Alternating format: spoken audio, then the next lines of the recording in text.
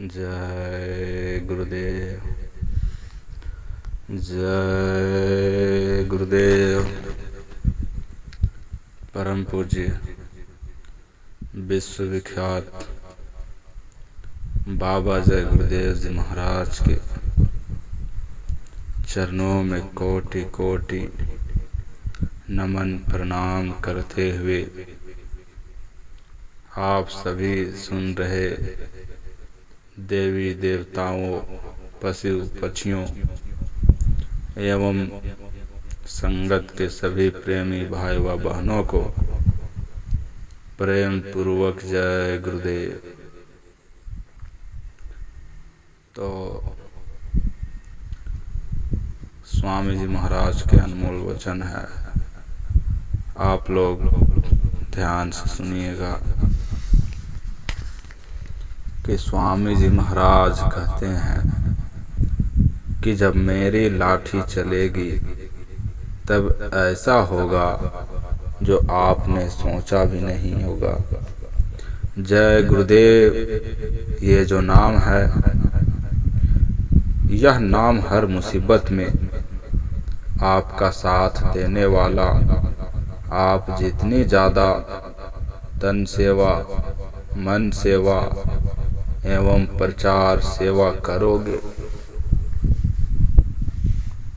उतनी ही ज्यादा आपकी बरकत होने वाली है। ये काल की नगरी, यह पर हर कर्म का हिसाब यहीं पर होता, चाहे अच्छे कर्म हो या आपके बुरे कर्म हो। गुरु महाराज हर वक्त बताते रहते थे कि मेरी सेवा मेरे पास समय पर पहुंचा देना। पर गुरु महाराज के अंतिम दिनों में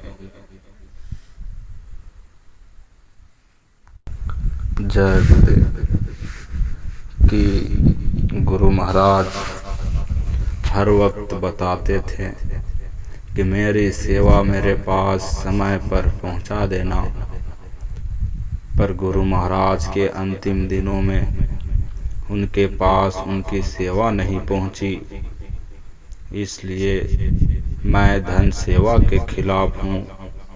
ऐसी सेवा कौन सी काम की जो सेवा गुरु महाराज के पास नहीं पहुंचती। इससे ज्यादा तन सेवा व मन सेवा व प्रचार सेवा कीजिए एवं गुरु महाराज के निकट रहिए। गुरु महाराज ने कहा था कि संकट की घड़ी में जो आप तन सेवा, मन सेवा एवं समाज सेवा करेंगे, यही सेवा आपकी संकट काल में सहारा बनेंगे।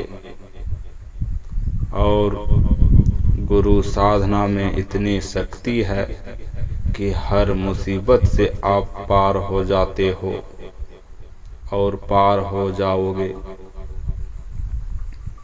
आप नित्य नियम से गुरुवाणी का, बाबा जी का प्रचार प्रसार करते रहिए एवं मन सेवा, धन सेवा एवं साधना बराबर नियत रूप से करते रहिए। आपकी हर मनोकामना पूरी होने वाली। एक संकट आपके निकट भी नहीं आने वाला है।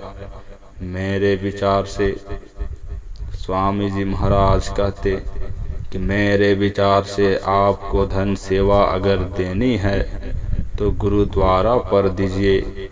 वहां पर धन सेवा देने से आपके धन से समाज सेवा होती। गुरु महाराज के विद्यालयों में गौशाला है एवं जो निराधार विकलांग हैं उनके पालन भी होता। तो आपनी सेवा इस महान समाज कार्यों में लगाते रहिए एवं हम इस सेवा को देख भी सकते हैं। इसके साथ ही आप लोग नियत रूप से साधन भजन करते रहिए। कि जब एक गलत पासवर्ड इंसान के बनाए हुए मोबाइल को नहीं खोल सकता तो गलत काम करके परमात्मा का बनाया हुआ स्वर्ग का दरवाजा कैसे खुलेगा। गुरु महाराज, गुरु को ही सबसे करीबी दोस्त बनाइए, क्योंकि गुरु ही एक ऐसे हैं जो तब साथ देते हैं जब सारी दुनिया हमारा साथ छोड़ देती। परमात्मा की अदालत में देर लग सकती है, मगर न्याय पूरी तरह होता। कोई भी वस्तु परमात्मा से अधिक मूल्यवान नहीं। इसलिए सभी चीजों की चिंता छोड़ करके परमात्मा को याद करने की चिंता करे। परमात्मा से हर बात की शिकायत नहीं करनी चाहिए, क्योंकि उसने हमारे पेट को भरने का जिम्मा लिया, तिजोरी भरने का नहीं। बोलिए जय गुरुदेव। कि स्वामी जी महाराज एक कहानी बताएं कि एक गांव में एक वृद्ध स्त्री रहती थी। उसका कोई नहीं था। वे गोबर के उपले बनाकर बेचती थी और उसी से अपना गुजारा चलाती थी। पर उस स्त्री की एक विशेषता थी कि वे कृष्ण भक्त थी। वे कृष्ण भगवान की पूजा करती थी। उठते बैठते कृष्ण का नाम जाप करती रहती और किया करती थी।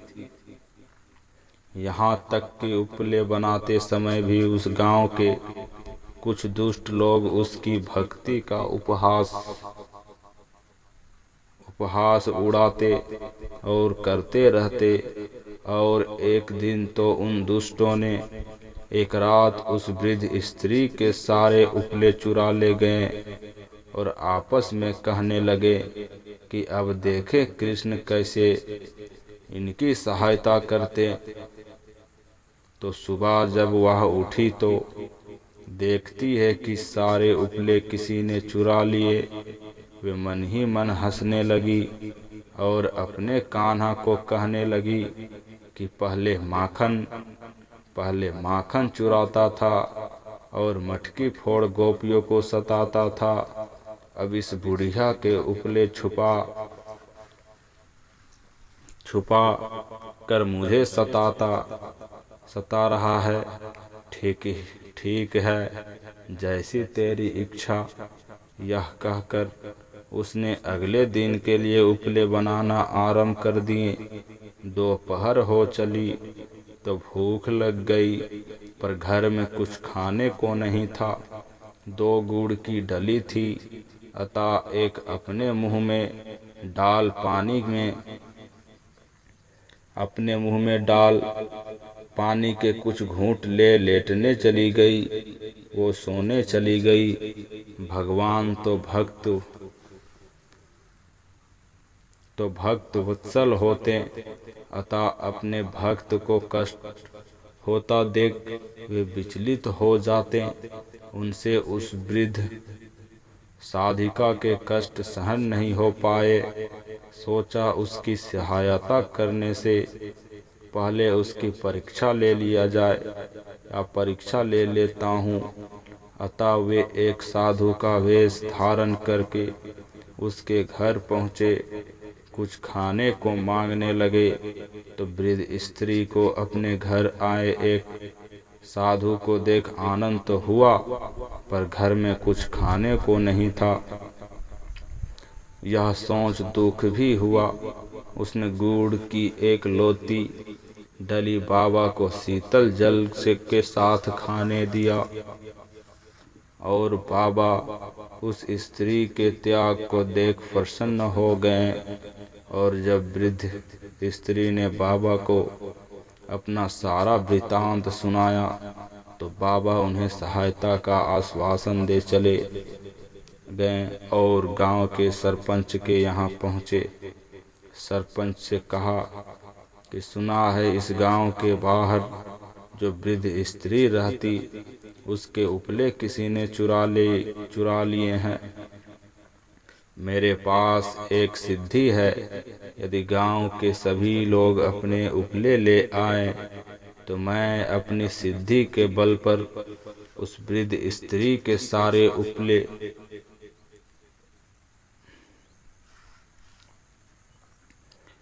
कि मेरे पास एक सिद्धि है। वो ज्ञान है, यदि गांव के सभी लोग अपने अपने उपले ले आए तो मैं अपनी सिद्धि के बल पर उस वृद्ध स्त्री के सारे उपले अलग कर दूंगा। तो सरपंच एक भला व्यक्ति था, उसे भी वृद्ध स्त्री के उपले चोरी होने का बहुत अत्यंत दुख था। अतः उन्होंने साधु बाबा रूपी कृष्ण की बात तुरंत मान ली और गांव में ढिंढोरा पिटवा दिया कि सब अपने अपने घर के उपले तुरंत गांव की चौपाल पर लाकर रखें। जिन दुष्ट लोगों ने चोरी की थी उन्होंने भी वृद्ध स्त्री के उपले अपने उपलों में मिलाकर उस ढेर में एकत्रित कर दिए। उन्हें लगा कि सब उपले तो एक जैसे होते, अतः साधु बाबा कैसे पहचान पाएंगे। दुर्जनों को ईश्वर की लीला और शक्ति दोनों पर ही विश्वास नहीं होता कि दुर्जनों और दुष्टों को ईश्वर की लीला और शक्ति दोनों पर ही विश्वास नहीं होता।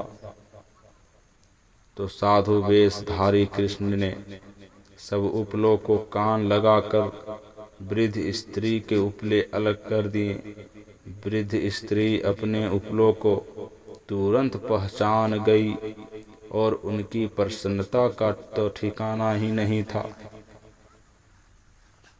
वे अपने उपले उठा कर साधु बाबा को नमस्कार कर चली गई। जिन दुष्टों ने वृद्ध स्त्री के चुराए थे उन्हें यह समझ में नहीं आया कि बाबा ने कान लगाकर उन उपलों को कैसे पहचान लिया। अतः जब बाबा गांव से कुछ दूर निकल आए तो वे दुष्ट बाबा से इसका कारण जानने पहुंच गए।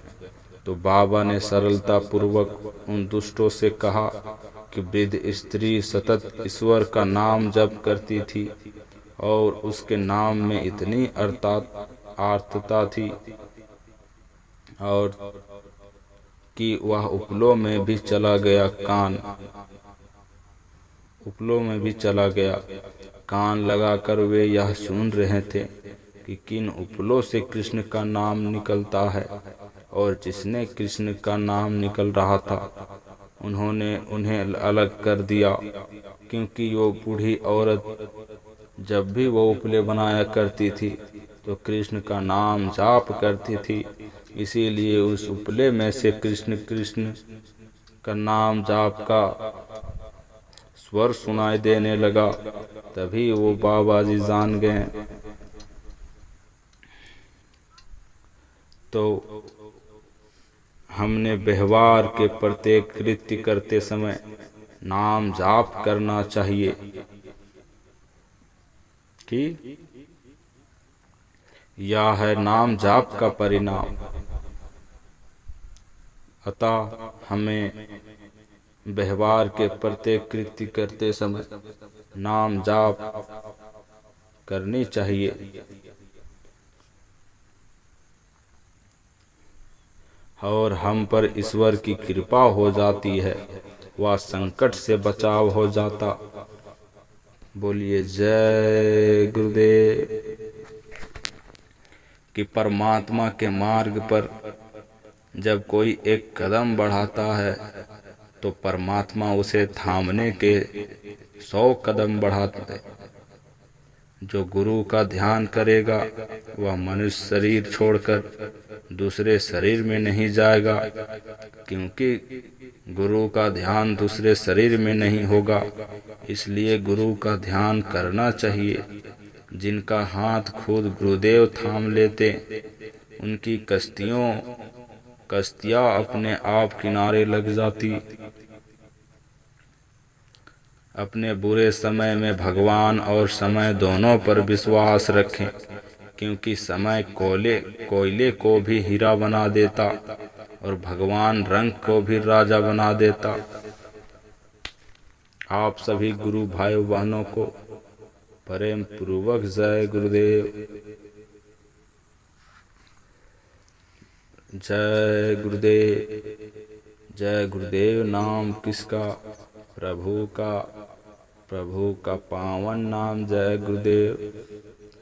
किस परम पूज्य स्वामी जी महाराज बताते रहते थे और बराबर कहते रहते कि निस्वार्थ भाव से कर्म करते रहो, जो भी होगा अच्छा होगा, थोड़ा लेट होगा पर लेटेस्ट होगा, कुछ बढ़िया होगा, कुछ अच्छा होगा।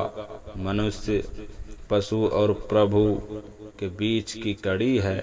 अपने कर्मों से नीचे गिरोगे तो पशु बन जाओगे और ऊपर उठोगे तो प्रभु।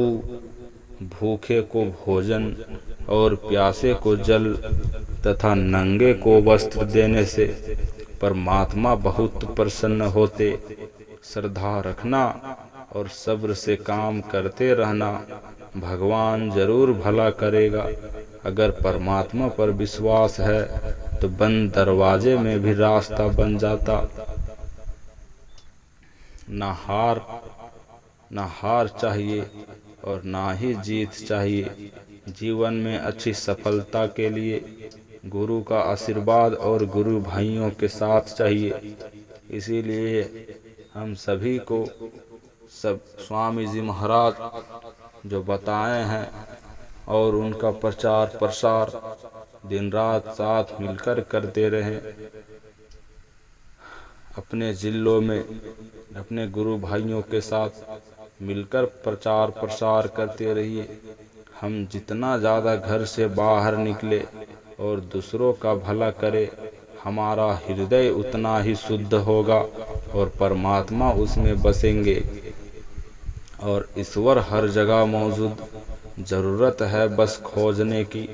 भगवान वह नहीं जो मन की मनोकामनाओं को पूरा करता, बल्कि भगवान वह है जो मन से मनोकामनाओं का नाश करता।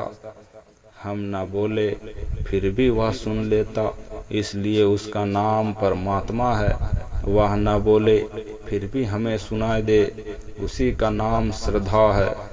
बोलिए जय गुरुदेव। स्वामी जी महाराज कहते हैं कि जब भी कोई मुसीबत आए तो जय गुरुदेव नाम लेना। और जो प्रसाद मथुरा में मिलता है और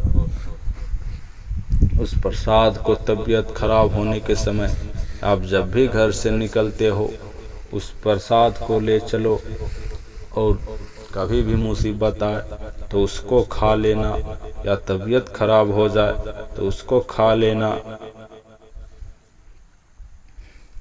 कि जीवन मिले या ना मिले ये तो भाग्य की बात है। कब कहाँ मृत्यु हो जाए ये तो समय की बात है। लेकिन जो मृत्यु के बाद भी रहे लोगों के दिलों में जिंदा, ये तो उसके कर्मों की बात है।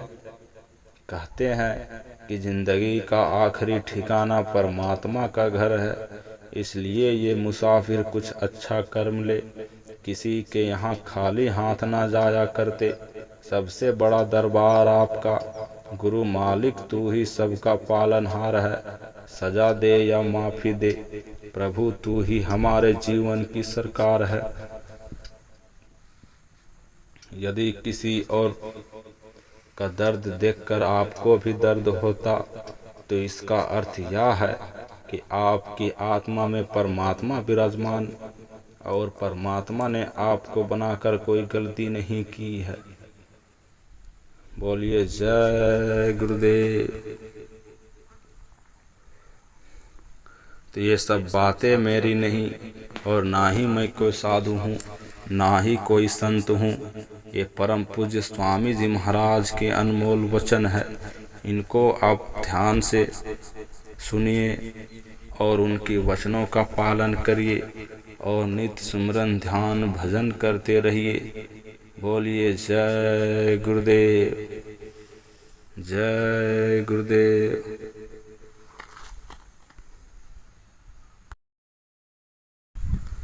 जय गुरुदेव। कि आत्मा विद्या गुरु के पास होता है। तो परम संत बाबा जय गुरुदेव जी महाराज ने सत्संग सुनाते हुए बताए थे कि आत्मा विद्या तो बस महात्मा की कृपा से प्राप्त कर सकते हो। इसको जगाने के लिए सद्गुरु की आवश्यकता पड़ती है। उनकी आत्मा जगी होती है। मतलब जो सद्गुरु होते हैं, महात्मा होते हैं, उनकी आत्मा जगी होती है। वे हर क्षण वे उस प्रभु के साथ जुड़े होते हैं। परमात्मा की आवाज सुनते रहते हैं। तुम्हें वह आवाज उद्धव गीत या आकाशवाणी क्यों नहीं सुनाई पड़ती? क्योंकि तुम्हारी आत्मा पर कर्मों के काले पर्दे पड़ गए हैं।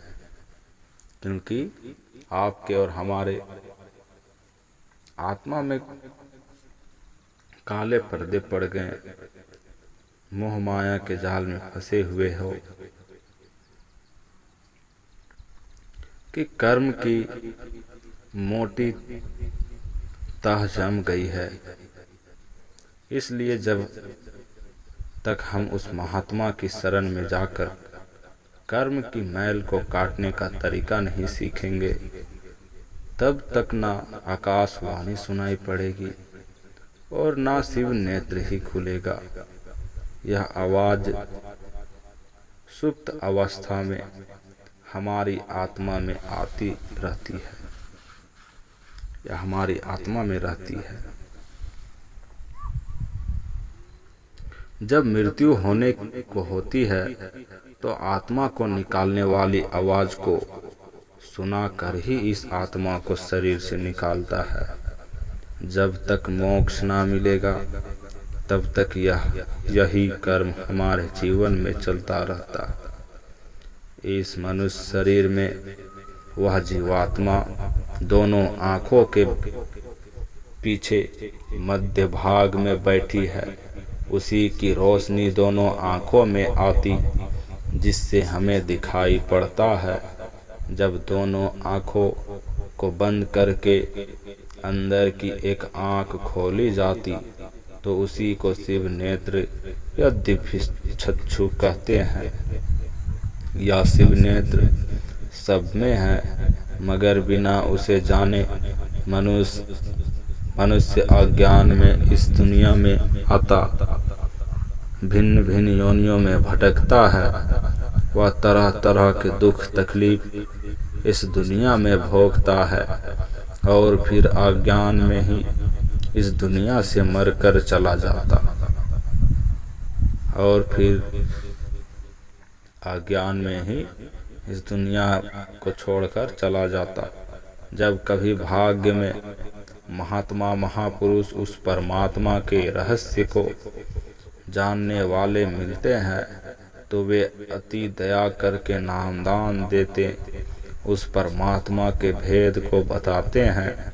परंतु जब तक ऐसे भेदी महात्मा ना मिले तब तक वह सच्चा सुख और आनंद कैसे प्राप्त हो सकता? हम तो उस सच्चे आनंद को भूल गए। संसार की विषय वासनाओं में इस प्रकार उलझे हुए हैं कि पहुँचे हुए महात्मा को खोजने की कौन कहे। यदि वे हमारे पास आ भी जाए तो कहते हैं कि महाराज फुर्सत नहीं है। तब बताओ कि कैसे शिव नेत्र प्राप्त होगा? या बातें स्वामी जी महाराज ने 1991 के सत्संग में बताए थे।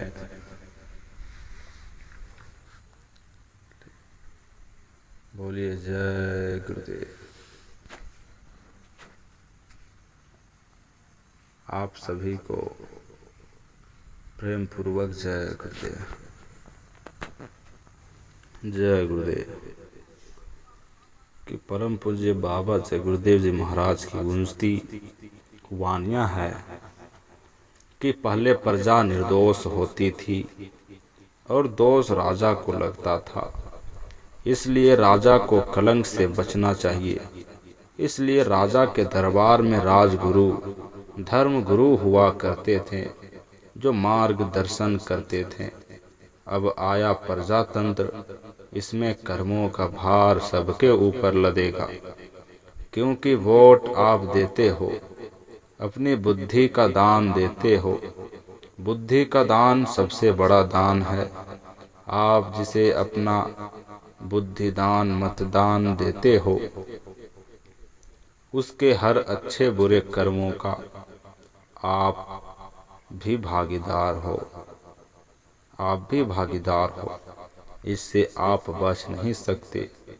इस बात को ना तो आपने समझा, ना किसी ने समझाया, बस राजनीति के जाल में फंसते चले गए। क्या मिला आपको? अब तक ना मिला और आगे भी कुछ मिलने वाला नहीं। आगे तो तकलीफें आपको चारों तरफ से और से घेरती चली आ रही। आप लोग इसलिए दोषी हो गए कि उनके पीछे लग गए और अपनी बुद्धि उनको दान में दे दिया। उन्होंने जो भी घनघोर पाप किए वो आप पर भी बट गया और आप उसके भोगी हो गए। उसकी सजा आपको मिलेगी।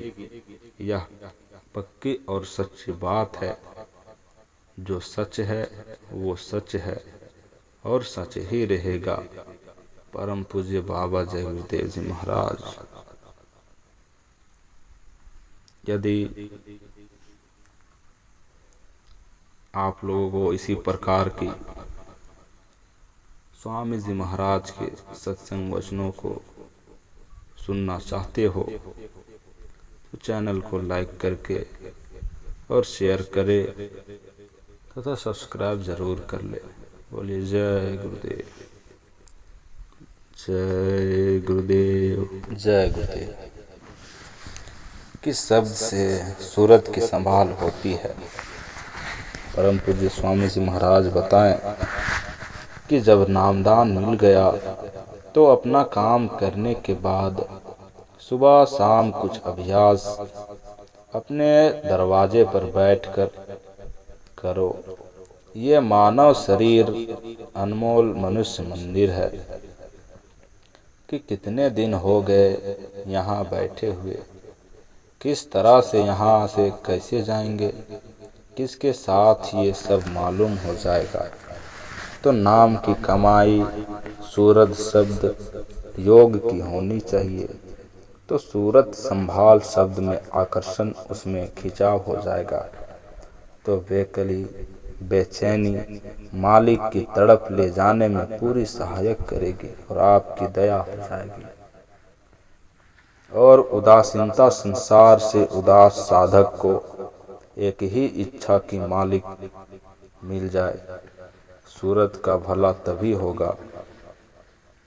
सूरत को अपनी दौलत मिल जाए, महात्माओं की दया कृपा का अनुभव सूरत करती है। घाट पर बाकी दया काम करती है, बाहर से काम करती रहती है। वो तो हर जगह है, अपना काम तो करती ही रहती। विवेक रहेगा तो काम हो जाएगा, अगर विवेक ही नहीं रहा तो दया काम नहीं करेगी। निशाना बनाओ, संसार से लगाव कम रखो।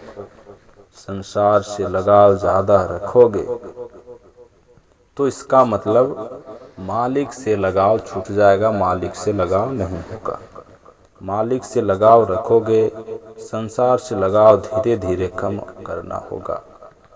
ये जो कल्याणकारी रास्ता मिला है, दूसरे का क्या लाते हो, जितना लेना देना हिसाब किताब है उसको महात्मा दया करके लेना देना हिसाब किताब खत्म करा देते। यह बातें स्वामी जी महाराज 17 अप्रैल 1992 में बताए थे। आप लोग देख सकते हो। जय गुरुदेव।